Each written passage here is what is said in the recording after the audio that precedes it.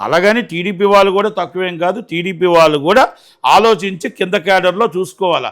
మిమ్మల్ని నమ్మి మీకు ఓటేస్తే మీరు వైసీపీ వాళ్ళతో చేతులు కలిపి మీరు బెల్ట్ షాపులు పెడుతూ ఉంటే, ఇసుక మాఫియాలు చేస్తూ ఉంటే, దందలు చేస్తూ ఉంటే వాళ్ళందరూ రేపు ప్రజలు ఏమనుకోవాలి? బయటికి తిట్టుకుంటున్నారు, లోన చూస్తే చట్టా బెట్టా వేసుకొని తిరుగుతున్నారు, వీలైన నాయకులు అనుకుంటారా లేదా?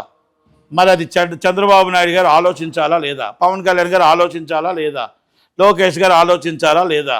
ఆలోచించి ఇది నేను అబద్ధం అయితే మీరు కావాలంటే నాతో ఎవరైనా వస్తే ఆ ఫోటోలు తీసి పెడితే, ఇన్ఛార్జ్ మినిస్టర్లు ఎవరైనా ఉంటే, అది ఎక్స్చేంజ్ మినిస్టర్ ఒక కొల్లి రవీంద్ర గారు అని ఒక ఆయన ఉంటాడు, అనకాపల్లిలో సరదాగా రండి సార్, సరదాగా మీకు ఒక 100 షాపులు చూపిస్తా, బెల్ట్ షాపులు మీ ఇన్ఛార్జిగా మినిస్టర్లోనే.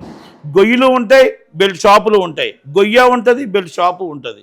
గొయ్య ఉంటుంది, బెల్ట్ షాపు ఉంటుంది. అదే టూరిజంకి రోడ్డు అండి అది. మళ్ళా పాడేరుకి వెళ్ళే టూరిజం సెంటర్ అది రోడ్డు. కనుక అలాగే మన హోమ్ మినిస్టర్ అనిత గారు.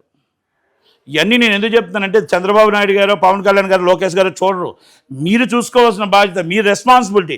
ఎమ్మెల్యే తర్వాత ఇన్ఛార్జ్ అవ్వాలంటే మినిస్టర్, మినిస్టర్ తర్వాత ఇన్ఛార్జ్ అవ్వాలంటే అక్కడ ఉన్న హోమ్ మినిస్టర్, అక్కడ హోమ్ మినిస్టర్ తర్వాత ఇన్ఛార్జ్ అవ్వాలి చంద్రబాబు నాయుడు గారు. చంద్రబాబు నాయుడు గారు కంప్లైంట్ ఇవ్వాల్సింది ఇవ్వాలండి. జిల్లా కలెక్టర్ తప్పు చేస్తున్నాడు, జాయింట్ కలెక్టర్ తప్పు చేస్తున్నాడు, ఎస్పీ తప్పు చేస్తున్నాడు, అక్కడ డిపార్ట్మెంట్లు తప్పు చేస్తున్నాయి. కాబట్టి ఇవన్నీ లెగిస్తున్నాయి.